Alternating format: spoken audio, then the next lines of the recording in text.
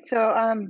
Just reading a little bit more about you and your successes with the movement. I didn't know that you were recognized as a river champion pretty recently, so congratulations on that title. Thank you very much.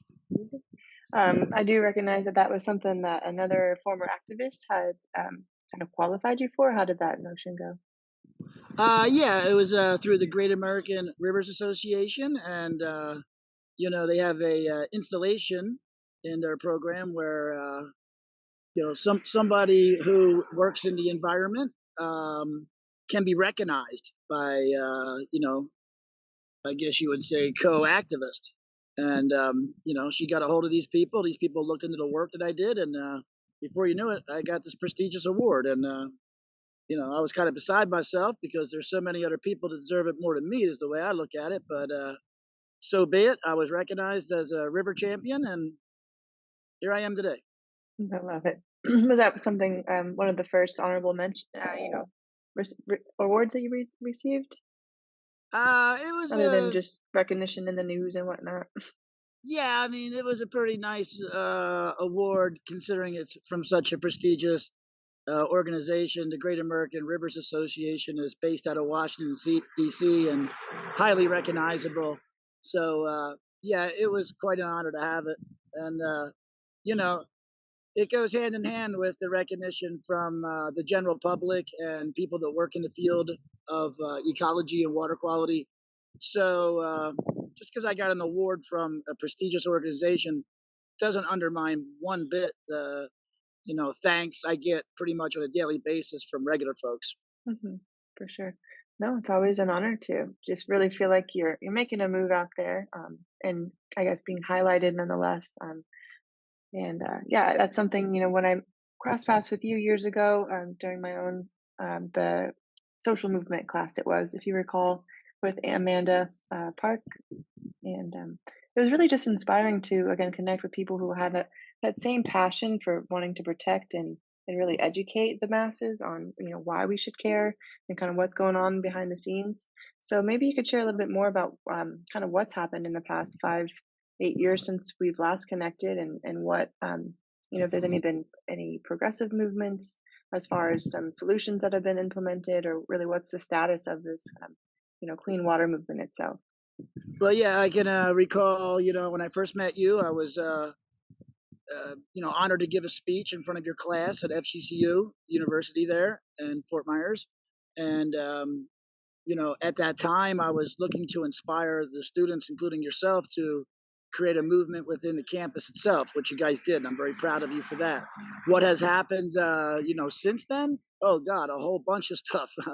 you know, uh, we've gone from at the time I met you, I probably had about 35,000 followers on the Southwest Florida Clean Water Movement, and it's sprung up in that time to over 80,000, if not more.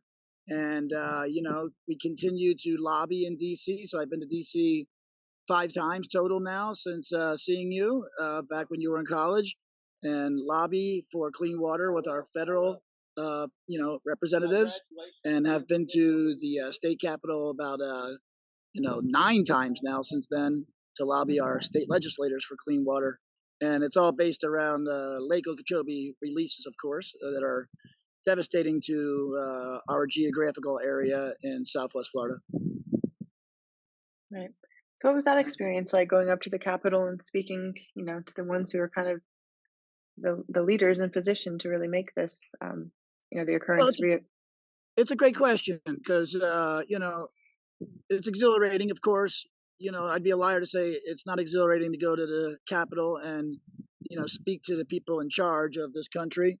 But at the same time, it's not so exhilarating because you get to talk to these people one on one, get to know them, and you feel like it's all smoke and mirrors. Nothing gets accomplished basically from these leaders, and that's the problem. Is we have to have better leadership. We're electing all the wrong people when it comes to water quality being at a forefront issue in Florida, and our representatives are basically failing us. So every time I've gone to DC, it was very exciting and inspiring to people, but nothing really came out of it because of our leadership or lack of leadership in these elected positions.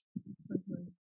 As they say, we're kind of just kicking the can down the road still. There's all the talk of the projects, but doesn't seem like it's ever really implemented or any follow up with, yeah, it actually happening. Yeah, Just I mean, seems I to, think Florida has not only a water quality issue, but they have a complacency issue as well. The general public is not paying attention enough, it seems as if, to our greatest resource, which is water and its quality. And, they keep voting these bozos in that are basically undercutting clean water legislation and, laws that would basically improve our water quality dramatically.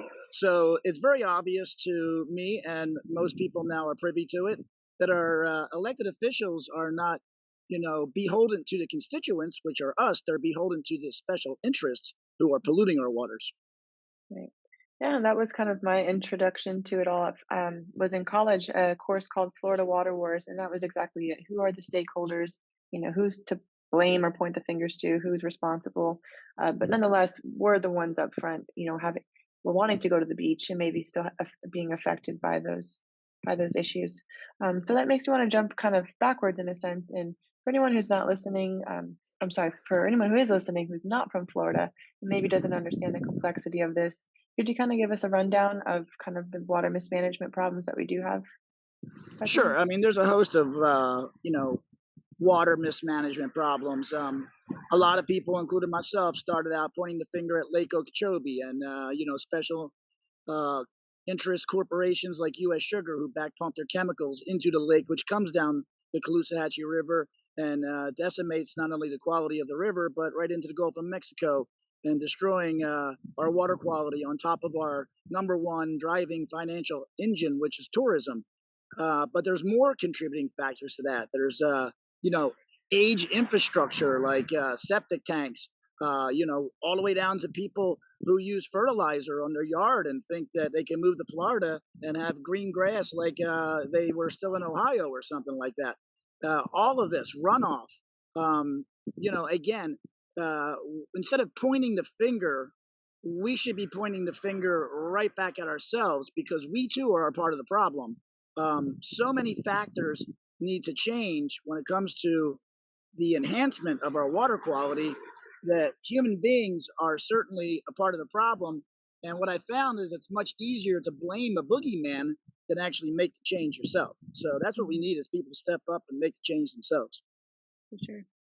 So what is that some of the, as well, go with me, someone who was a former activist, I like to represent, certain brands and things that still, restore the flow and whatnot, to really just Once an activist, enlighten always an people. activist. Right. um, but as far as, the complexity of still, um, how do you make a difference as an individual?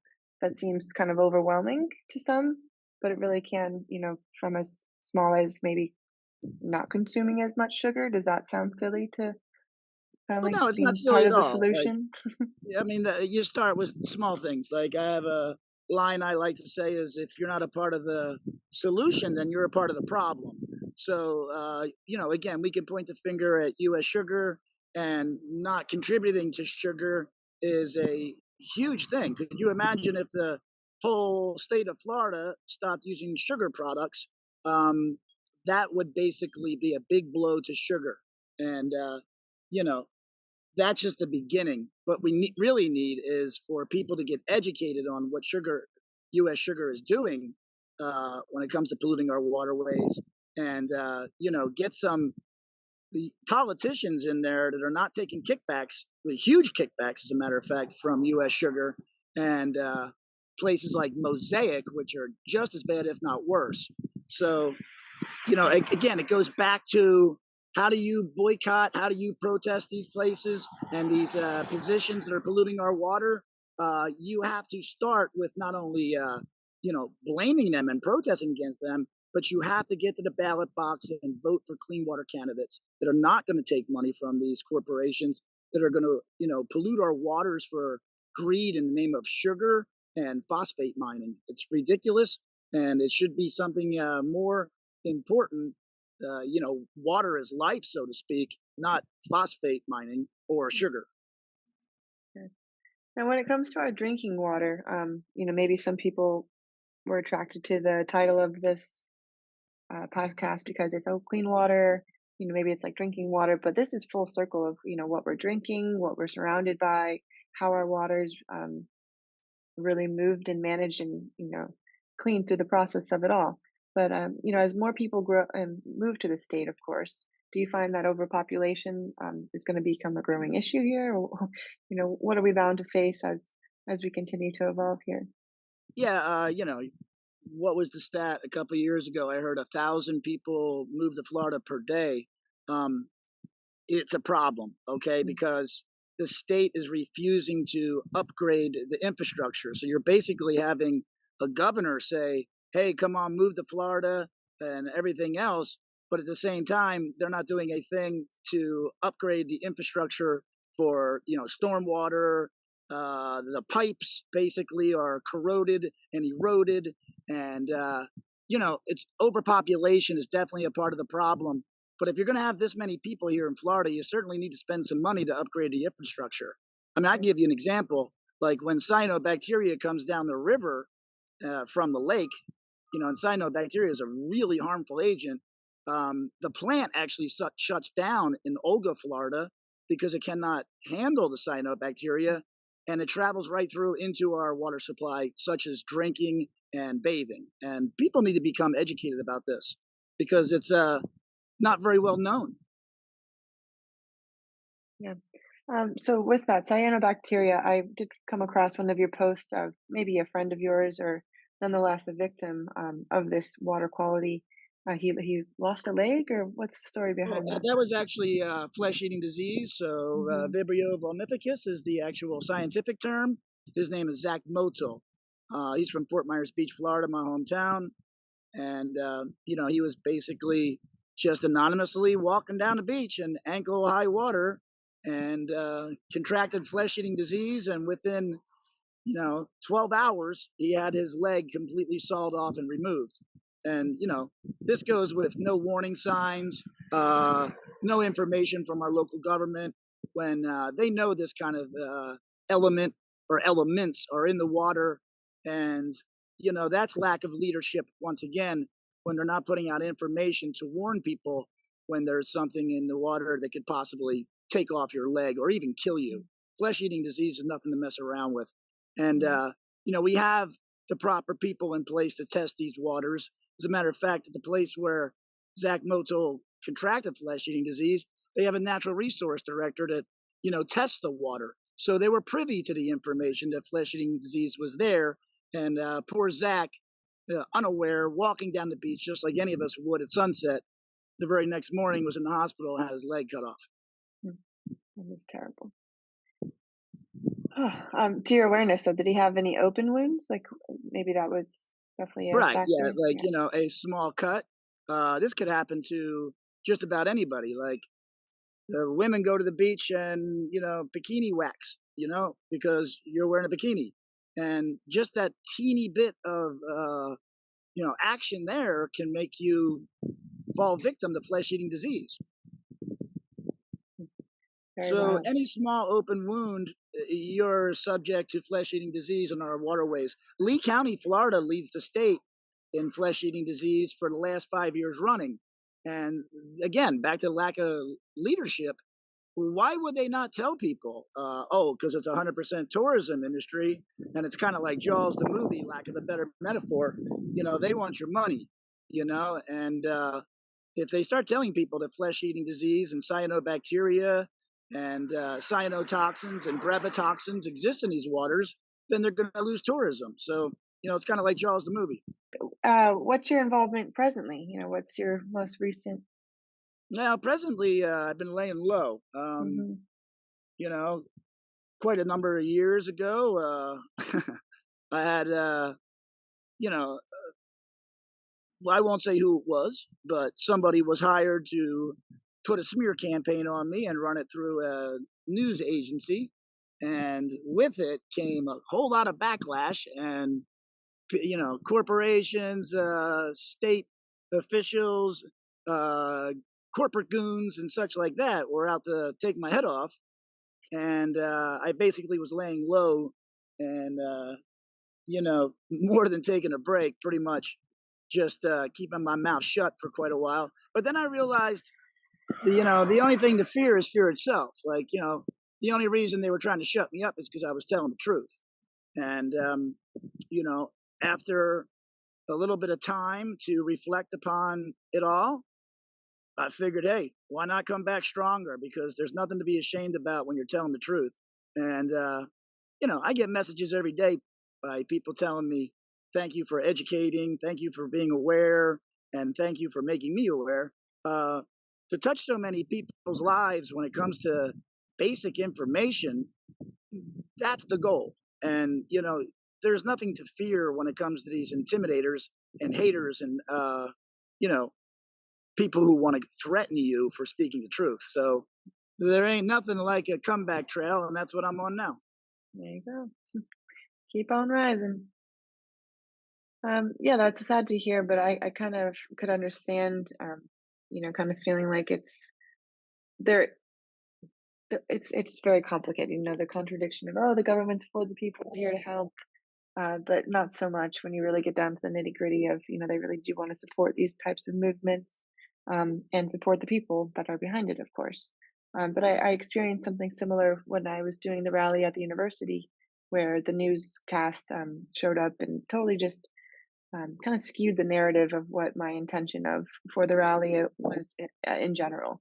Um, so I could only imagine what narrative they really tried to craft with your story and whatever like No, it's a that. So classic case of, trafficking. kill the messenger. Rather Hmm. than approach the problem, it's a lot easier to kill the messenger.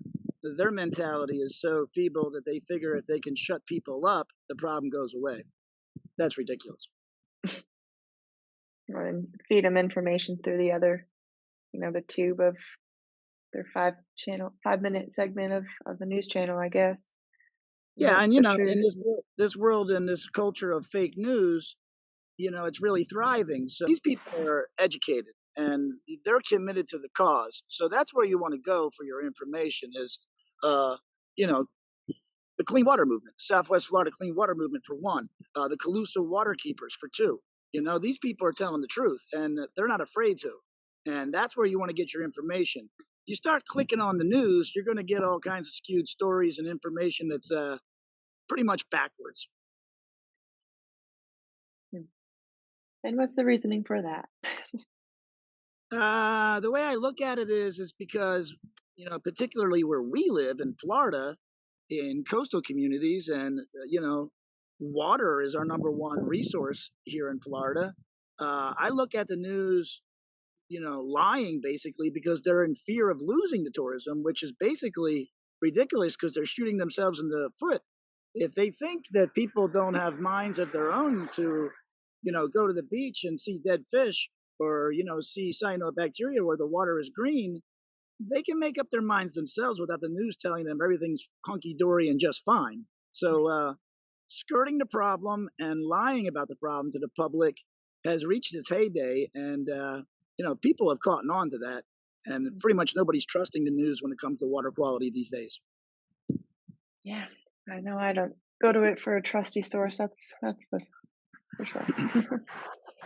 I mean, So I can't insist any greater. Like, if you want accurate information, go to the Calusa Waterkeeper program or look up any Waterkeeper Alliance program in any geographical area. For those who are watching that are not particularly privy or, in the area of Florida and know about our problems, go do a Google search for Waterkeeper Alliance, and that will basically show you in your geographical area accurate information about what water quality standards are. So, you know, this is a head group by one of the Kennedy brothers, and they're national, if not worldwide. So it's not just the Calusa waterkeepers. There's Suncoast waterkeepers here in Florida, and the list goes on and on and on. And that's where you would get your factual information about up to date, factual, current, water quality information. The John Heim. Everglades is a really soft spot in my heart because the Everglades are systematically dying. Okay, the Everglades are like a natural wonder of the world, and great ecologist minds always say to if we're looking at how we're ruining the planet, all you have to do is look at the Everglades in Florida. Okay, so historically, they uh, straighten out the Kissimmee River. The Kissimmee River used to zigzag in a meandering way where the water would gently flow down into the lake and then slowly meander, at the bottom of the lake into the Everglades, which was, commonly called the River of Grass. And by, knuckleheads who thought they could control nature basically connected our rivers, which was unnatural, to the lake and started shoveling the water east and west and starving the Everglades, basically. The Miccosukee tribe has a over 100-year-old lawsuit in place to where they cannot send the water south because they know that it's dirty and it has to meet the Miccosukee tribe's standards, which is 10 parts per billion, and the federal government will not do that. And it's ridiculous because that could save the whole, not only east and west coast by stopping the discharges of dirty water, but this would actually, 10 parts per billion is, really clean water. It's almost like cleaner than bottled water. And, that would save the Everglades and Florida Bay. So there's no talk of them kinda letting that up, I guess? It's a tribal union thing they wanna keep, I'm sure. Well, the tribe's smart. They Mhm. set this in place because they know the government's going to, discharge dirty water and polluted water, and they're protecting themselves. So all the government has to really do is meet those standards, and everybody wins, including the people on the west coast, the east coast, all the way down to the Everglades, Florida Bay, Miami. Uh, the Lake Okeechobee situation is basically starving off all of South Florida from clean water, and if they just followed the Miccosukee tribe's demand, so to speak, at 10 parts per billion and send the water south naturally, we would alleviate this problem once and for Mhm. all. Yeah. Well, a lot of people have never even heard of the SERP, the comprehensive Everglades restoration plan. That one. What is the status of any of those minor projects to really help with that storage and treatment? Is there Okay, any so motion? SEP and SERP is like a revolving door. So, they're always changing it, they're always putting it on hold. They have these grandioso plans for storage tanks like the C-43 water storage facility, which they fail to mention it has no filtration measures or cleansing devices on it, and it can only hold 8 days of summer rain. Now, could you imagine a giant swimming pool, so to speak, holding water with no cleansing components on it or filtration measures, and then being released down the river at the same time? So it makes absolutely no sense. This is almost like a comedy of errors when it comes to the state of Florida and the South Florida Water Management District, working hand in hand with the Army Corps. Um, it's, lack of better words, a comedy of errors. Mhm. Because if you don't laugh, you'll cry. So to your, knowledge, what are there any other states that are kind of facing similar issues? I know Ohio, as far as water quality crisis, Flint, Michigan, of course. What is there any states, I guess, in our country that are really leading the way with the progressive um, infrastructure for water quality? I would say no. The quick answer. I would say all 50 states are so far behind when it comes to water quality and age infrastructure. It's all about the money and it's all about special interests. Um, one day is going to come real soon where we're going to run out of clean water and it's going to Mhm. become a huge commodity. And, you're going to have to really be wealthy to get your hands on some clean water someday because the way this country's going is they seem to be out of touch when it comes to clean water and the importance of it. I mean, you've heard the phrase "water is life." Look at India, for example. People now are referring to Florida as the new India. And so, you got California with huge water problems, and the list goes on and on and on and on. Because, again, we're electing people that are beholden to special interests rather than the constituents. And water being so precious, they're playing Russian roulette with the American people's lives. Mhm. Yeah, to think that it's not something we all utilize every day, but no, again, it's kind of just become, we're just oblivious, kind of live in this routine day to day, but again, allowing this leadership to kind of take hold of it all. And it is very challenging nonetheless to really get a hold of how to find a tribe of people who care and want to make that difference collectively. So Yeah, always an not that, inspiration. like, we have a complacency problem. We've gotten so this country and the people have gotten so used to water being so readily available. Like you can remember when we were kids, we there was water fountains everywhere, and you had no problem getting your hands on some good, clean water. But that's not the case anymore, and people just have a complacency problem where they're not paying attention, and the lack of clean water is the number one issue in this country, if not the world. Yeah, it's a whole production line. And whether again we're wasting it with the infrastructure of flushing clean water down the toilet, there's all different perspectives to really perceive this, water issue. But it's something that we'll all face generationally, I suppose. Yeah. What I suggest for people is to get loud and proud. Um, that's what I did, and I tried to motivate people. You know, 80,000 people on one particular Facebook page. We had a protest in Fort Myers in 2000. What was it? No, not 2012. 2020. No, 2018. I'm sorry. And it was called the Death March, and over 8,000 people showed up. But the problem is, it takes dead fish, green water, and these catastrophes for people to react. And Hmm. how do we compete with the boogeymen who are in Capitol Hill every single day lobbying for what they want? And it seems as if the only time the general public gets outraged is when there's something like a dead manatee on the beach or something. So we need to step up to the plate as people. We don't need catastrophes and eco disasters to react. We need to be demanding clean water every single day of our lives until we finally, turn the screws on these politicians who think they got the power. You've heard it before. The people got the power, not the politicians. Amen. Yes.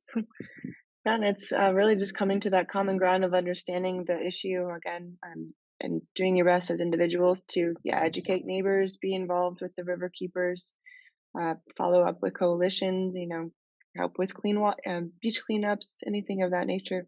It's all part of a collective solution. So that's for sure. Yeah, I mean, like, every person can do their part. As long as you're pointing the pendulum in the right direction, every little click, no matter how small it is making a giant difference when it comes to helping the environment out. Hmm. So are there any organizations that you would recommend supporting, as far as, Captains for Clean Water? Are you still associated with any of their work or following? I don't associate with Captains for Clean Water. As a matter of fact, I highly disagree with Captains for Clean Water. Captains for Clean Water, to me, uh, as a matter of fact, they worked with the East Coast Congressman Brian Mast to basically have no discharges to the East Coast and send 100% of the discharges to the West Coast. And that just happened in the past year and a half. So, the Captains for Clean Water come across as a, great advocacy group, but they were single handedly behind, orchestrating 100% of the discharges, toxic water, to our West Coast where they're from. That makes no sense to me. Hmm. Yeah, that's not always. I don't talked with any of them, so I don't know, kind of what their mission still entails. But it does seem like they've got quite Well, the. seems like one of their biggest missions Hmm. is selling their hats. Sure. Yeah, and it's a brand. What are we really representing at that point? Is it a brand? Is it money going towards a solution or really just people capitalizing off of our own, their own special interest as well. It gets kind of confusing. Yeah. Uh, the Captains for Clean Water, even at a young age, some of these, the leaders of Captains for Clean Water, we all know who they are. I'm not going to mention their names, but these are basically friends and family members of the political system in Lee County, all the way down to where the mayor of Fort Myers was their baseball coach at one time when they were teenagers. And the Captains for Clean Water basically was orchestrated by the inception to basically derail a grassroots activism group called the Southwest Florida Clean Water Movement. So they seen the Southwest Florida Clean Water Movement making incredible strides in gaining the people, and Captains for Clean Water was fabricated and made up by the politicians of Lee County. Hmm. Well, you heard it here first, folks. Yeah, I mean, I've tried to reach out for them a couple of times asking for the interview and, just maybe some truth from them, but never really received anything back either. I mean, Yeah, it's they do some good work, but what they're really doing is basically capitalizing off of these water wars, so to speak. The Captains for Clean Water are completely rich. They get huge donations. Even a lawyer, Wilbur Smith, at one time gave him $1 million donation. Um, so, what are they exactly doing with all this money? Should be the question. yeah. I mean, are they traveling up to Tallahassee? And I don't know. I don't see what they're doing within the community either. So it is kind of, you scratch your head and all about, well, what's going on? Yeah, and just like you said, you've reached out to them. Anytime we reach out to them to, challenge them to debates or communication or an online kind of thing for all to see, we get no response as well. So, I always look at it like if someone's not going to, you know, accept a challenge when it comes to truth, then it must be the opposite. There must be some kind of Mm. lies involved. And I'm not here to bash Captains for Clean Water No, of by course. any That wasn't the means. intention of that question. It's just really awareness of, who is there to, I mean, for lack of better words, trust, with um, the true, yeah, if it's not the federal government at this point saying, oh, we're going to definitely put tax dollars to, better infrastructure or, even posting signs that the water quality is not as good as it should be, just, whatever step towards awareness, that they could be doing to further, help I the mean, solution just be. just to end it when it comes to Captains for Clean Water, if anybody's out there listening and questions Captains for Clean Water, question why they worked with an East Coast congressman to send all of the toxic water to the West Coast where they're actually from. So they didn't even work with our own congressman, Byron Donalds or Kirk Clausen, or any of the past congressmen we have had. So to me, it seems very obvious they were working with the uh, East Coast congressman to cut off the discharges to the East Coast and have 100% now of the discharges coming to the West Coast. And that's brand new. And that's going to, that's, so there used to be, pardon me, there used to be something called LORS, the Lake Okeechobee Release Schedule. And this is how the Army Corps of Engineers does it. Okay. Now they've switched over to something called LOSUM, Lake Okeechobee System Operational Manual. With that said, the Captains for Clean Water worked with them. And now, for the next 10 to 20 years, that's the playbook. The Army Corps of Engineers is just following orders after all, because that's what they decided to do.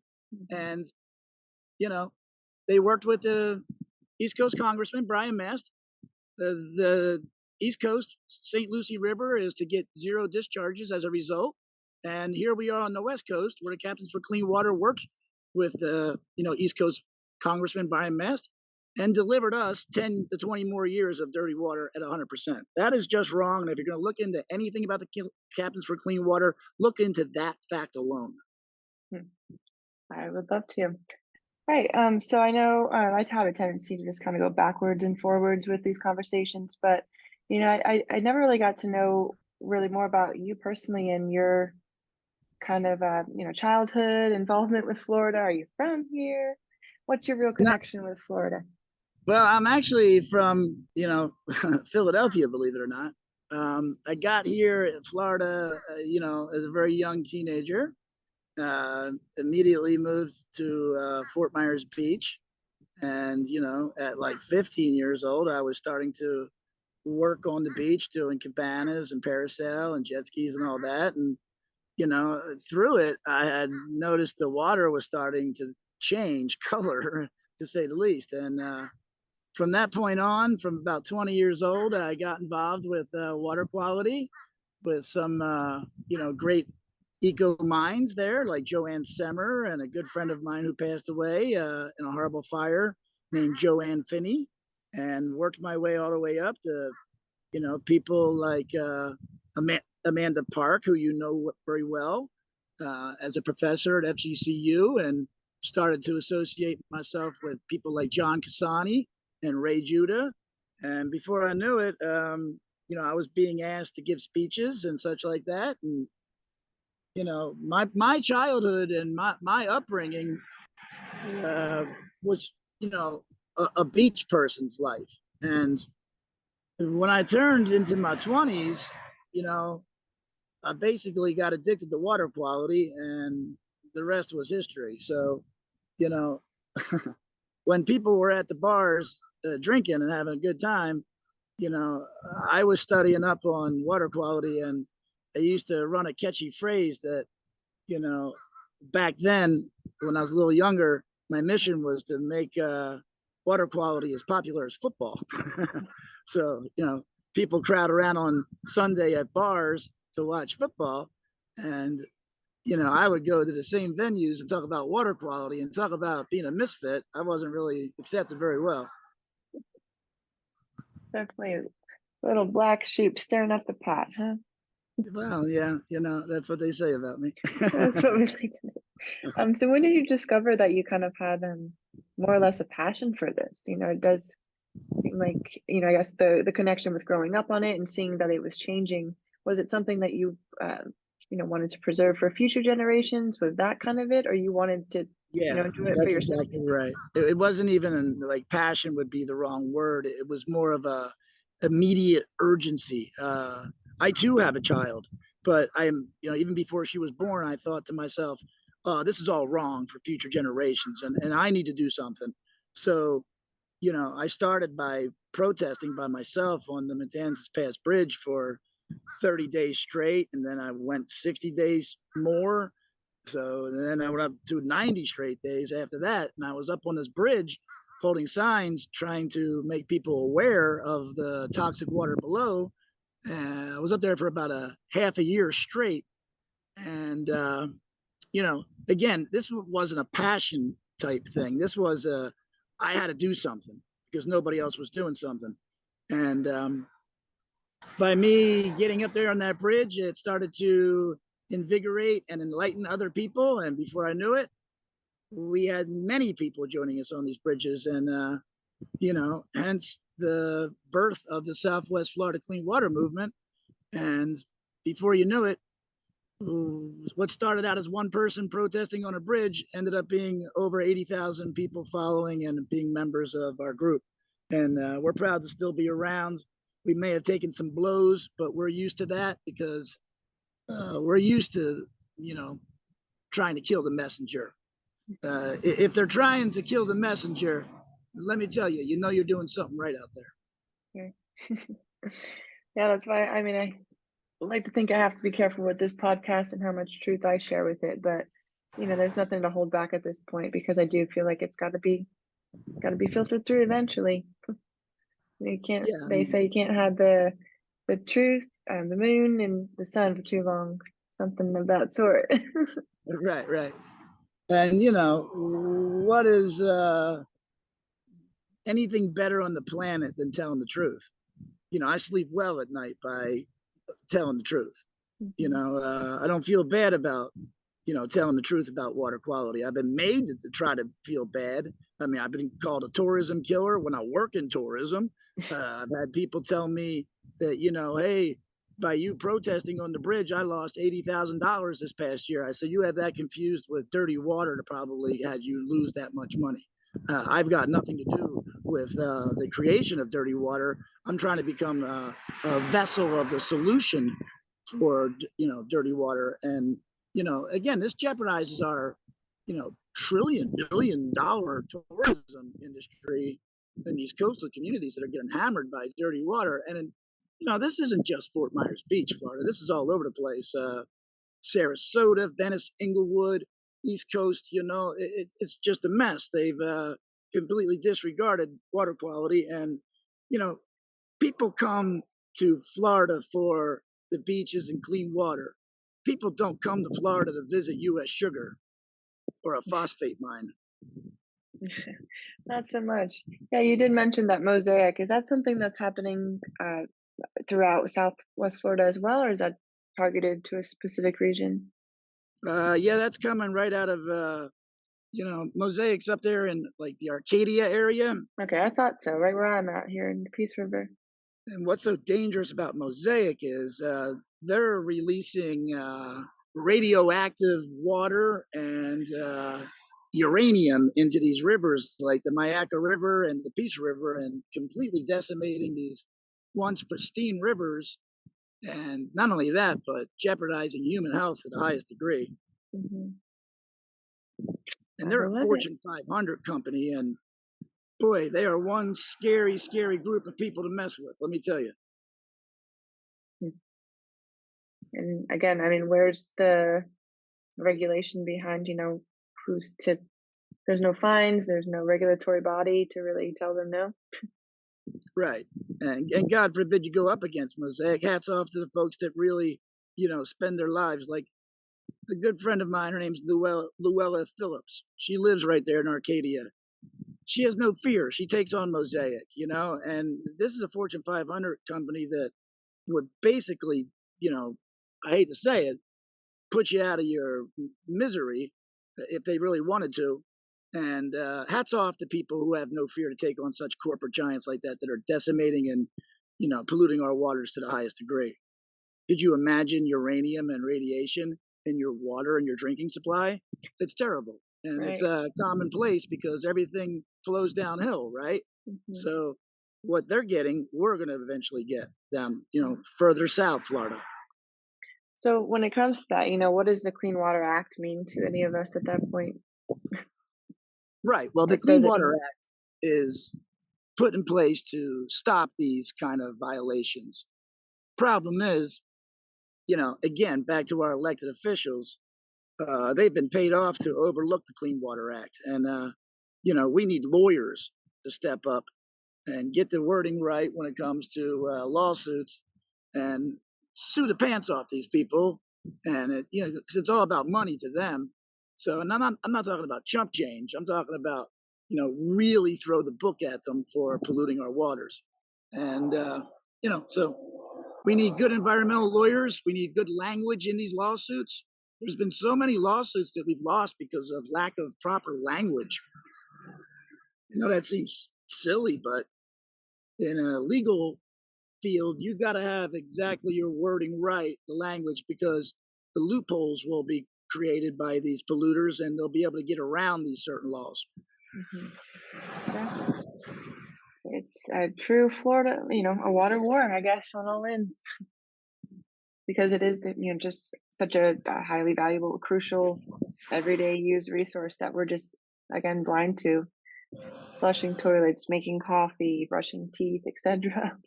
It is everyday part of life, but very uh, what is the I word mean, I look want at to the people use? in Flint, Michigan, like that's the route the rest of the country's going, like you imagine having a child and you have to go out and get a case of water just to bathe yourself and your children. Uh, you know, and nothing happened out of that. Governor Snyder was not reprimanded or arrested or anything else. Um, you know, it's sad too because the situation in Flint was directed basically to a minority sector. But Mhm. what's happening is we're all becoming minorities when it comes to clean water. So it doesn't matter if you're black, brown, yellow, white, whatever the case may be. This is about all of us, when it comes to lack of clean water. Flint, Michigan should be an alarm bell because it's happening everywhere and people aren't paying attention to it. Mm. Yeah, that was something that was recently educated. I mean, but it really was kind of, yeah, the duties of the governor. It was all his decision making of where the water was going to be routed and rerouted, and that's what they ended up getting pumped Yep. with. And again, to the So, awareness, to the lack of awareness that no one had for over 2 years. I guess it's startling. I mean, it's and it's so you. startling that he did it just so a couple of his buddies could make an incredible amount of money. So he put millions of people's lives at risk just so a couple of his friends could make tons of money. I mean, look at the way they swept Piney Point disaster under the rug. You don't hear much about that anymore. And that was an exact terrible, eco disaster. So it's happening everywhere, and it'll make the news for about a day, and then people forget about it because people have short-term memory problems. And you know we sadly live in a society where it does not matter unless it happens to you directly, and until it happens to these people directly, then it becomes an issue. Mhm. Yeah. Well, thankfully, we don't have the fracking to worry about, as far as in this general area. But no, it is again just awareness is key for any of these issues, environmentally, socially, but historically, we cannot continue to repeat the problems, or where's it really going to get us? But we have something even worse than fracking in this area. We have something called deep well injection, where they're taking poisonous water like cyanobacteria and injecting it into the land. Could you imagine that? And into the aquifer. Wow. And what's the reason of this? It's a name of hide and seek. If you can't see it, then there's not a problem. So, Right. like Lee County, Florida, has a cyanobacteria problem with the Caloosahatchee River. So they made a deal with Hendry County where they deep well inject this cyanobacteria into the ground. And Oh, if got you it. can't see it, then obviously there's no problem. Out of sight, out of mind, indeed. See, senorita. Oh gosh, that sounds like a whole nother can of worms. But It's yeah, I mean, endless. again, that's It's the absolutely reality of, endless. of what we're facing, dealing with. Um, it's I would say depressing, right? But also empowering to be aware and be a leader of this type of stuff to really know that we're not alone. Yeah. And you're right to say that. It is depressing. I've seen so many people give up in the name of like defeatism, but Hmm. that's not my angle. My angle is if we do nothing, then we're a part of the problem too. So, Okay. as depressing as it is, you can count on myself and many others that refuse to give up on this fight. And it's not that we're even looking to, create a stir. What we're looking to do is create education and awareness. Hmm. That is the main vessel for people to make up their own minds. As long as they are aware and know about it, then something could possibly happen. Because 1,000 people moving to Florida a day, a brand new sucker is born every moment in Florida when it comes to lack of information about water quality.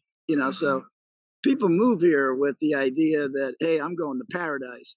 But what they don't know is, all these waterfront canals like Cape Coral, uh, there's no infrastructure to where the water ends up having cyanobacteria in it. And then, the rainy season comes and imagine you just bought a house and you come out your beautiful back door of your brand new paradise house and say, holy moly, the water's green. What happened? Nobody told me about this. So Hmm. Florida's a Ponzi scheme and a sucker born every day to move here. Yes, I've come And I don't mean to to that sound awareness. so No, I get defeatist or it. negative, but this is the truth. Hmm. Yep, they sold you the American dream of toxicity and lies. Oh, Well And done. you're so right to say that, because if you don't, like, chuckle and laugh, you'll end up crying in, Oh, a yeah, really it'll hurt. depressed state. I can't help but think, I drive over the Peace River, pretty much every day here in my hometown, and they do say that this is one of the healthier estuaries in Florida, but what gave it that title? Is it because there was no phosphate mining decades ago and now there is? So, again, just identifying where these issues, where they begin, and it really just becomes, whether corporate interest, corporate greed, resource, mismanagement, it's just not right. It doesn't seem like it's a human, they're basically defeating us as humans, and taking away our basic rights of having this clean air, clean water, and resources available for future generations. So I don't know where to continue with, educating the masses or even the youth as to, where they can get involved. But I do believe that conversations like this are definitely, they're the catalyst to really moving that, um, pendulum forward. Yeah. I truly believe the younger people are gonna be the ones to make the change. You look at the way Greta Thunberg, arose, and she motivated the whole world, and it's because young people realize this is the planet we're leaving them. If anything, we failed our future generations, and they're gonna be having the one to deal with it, and I have full faith they're gonna be the ones who turn it around. I mean, I thought it was brilliant of Greta to pull a school strike because there was no future for her. So why learn if you're going to pollute the planet so bad that she won't be around to even use her education?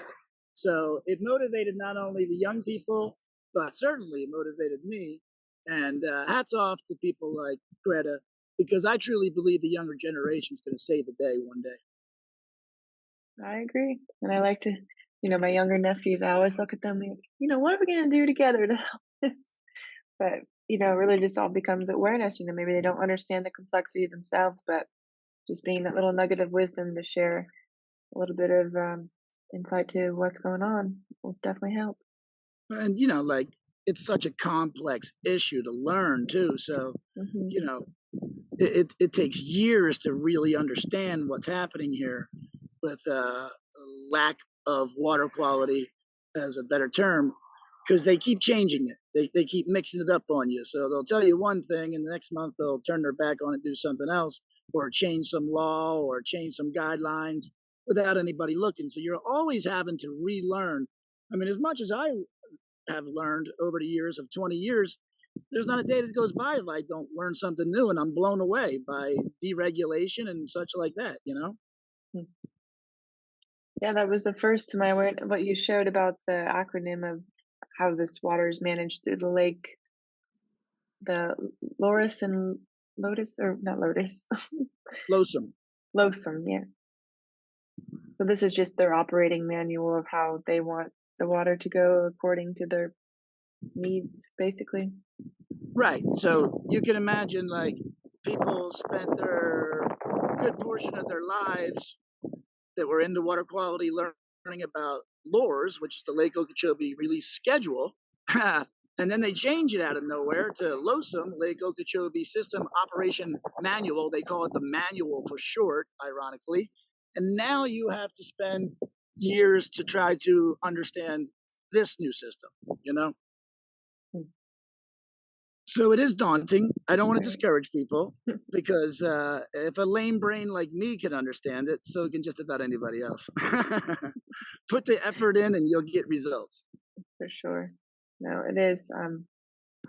Hopefully, a growing topic that just becomes more of a, yeah, highlighted topic that people are discussing just as much as football and the Super Bowl and the World Cup, right? But really just remembering that we all come from that source. We all need that resource of healthy, clean drinking water for, the basic reproduction of ourselves and, you know, staying healthy with our skin, hydrated, etc. So it really is just such a basic, human right that we've really just got to come back together and find more truth seekers that will, yeah, find solutions nonetheless.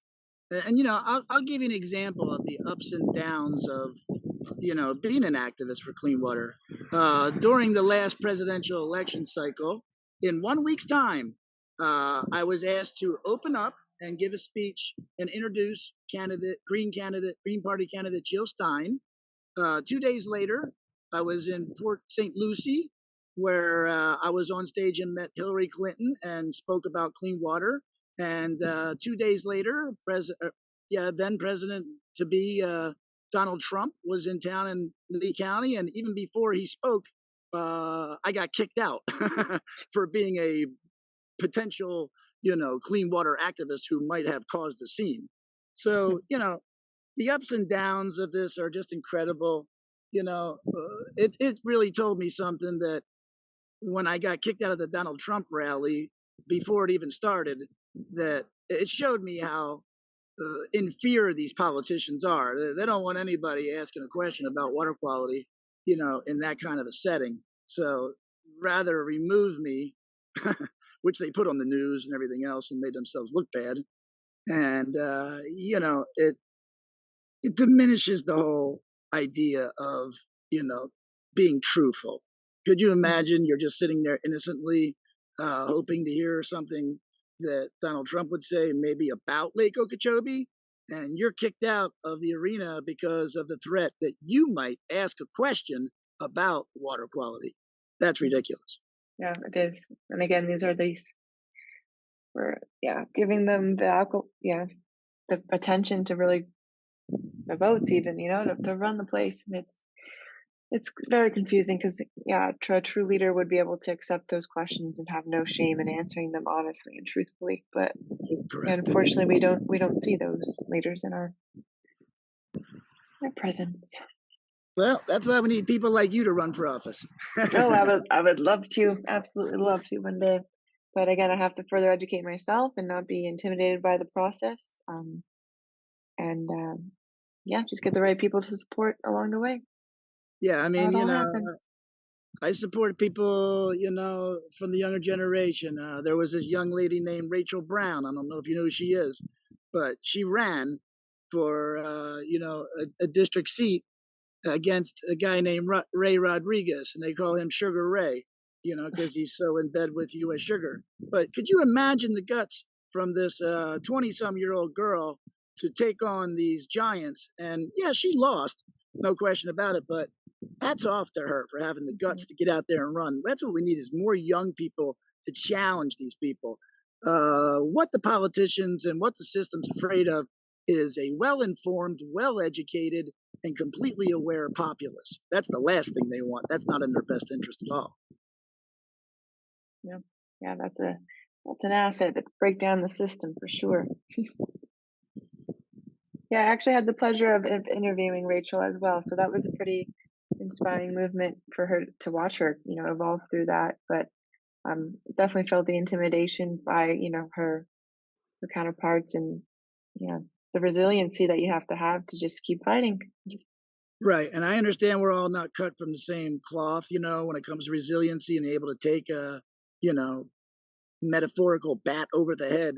But, Yeah. hats off to Rachel Brown and many more people just like that are willing to take it on the chin and keep going forward because that's what it's going to take to change this whole not only water quality situation, but the state of this country, the way we're Mhm. going on top of it. Uh, Never in my 52 years seen hate accepted so well. And it's a part of the normality. But, I never had any problems for the most part standing up for water quality. And then out of nowhere, during the past election cycle, hate became very popular. And I had never received so much hate in my life and still Mhm. consistently do so for standing up for clean water. When I first got into this, I thought this would be a safe bet. Everybody would be for clean water. Little did I know that, the hate levels out there, it's a red and blue type situation. It's not red or Mhm. blue, it's about water, Mhm. Amen. Well, that's kind of all I've got to pick your brain with for now. Well, it's been a pleasure. I thank you for giving me a chance to hop on your show. I wish you luck with the success of your podcast. Thank you so much. Yeah, if you ever, feel guided to come back and share some updates with us, I'd be honored to have you back. Oh And yeah, until definitely. then, thank you You for know, your work out there and continuing to stay committed with the Southwest Florida Clean Water Movement.